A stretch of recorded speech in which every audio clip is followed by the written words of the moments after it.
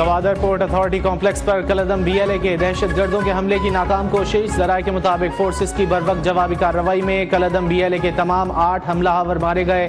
कानून नाफिज करने वाले इदारों का इलाके में सर्च ऑपरेशन जारी।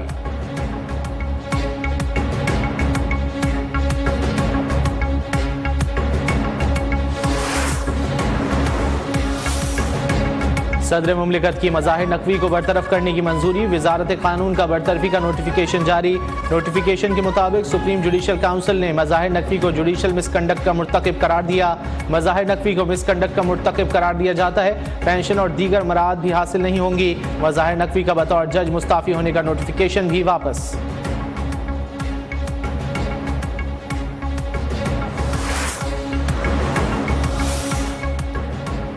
वज़ीर दाखिला मोहसिन नकवी का कच्चे के डाकुओं के खिलाफ बड़ा ऑपरेशन शुरू करने का ऐलान। वफाकी वजीर का नेक्टा हेडक्वार्टर का दौरा।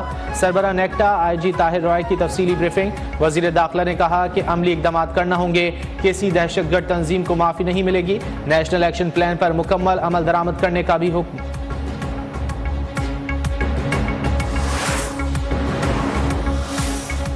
और हरनाई कोयला कान हादसा, जाँ बहक कानकरों की तादाद 12 हो गई, 6 को बचा लिया गया। इमदादी कार्रवाई के दौरान फंसने वाले 8 रेस्क्यू वर्कर्स भी महफूज रहे।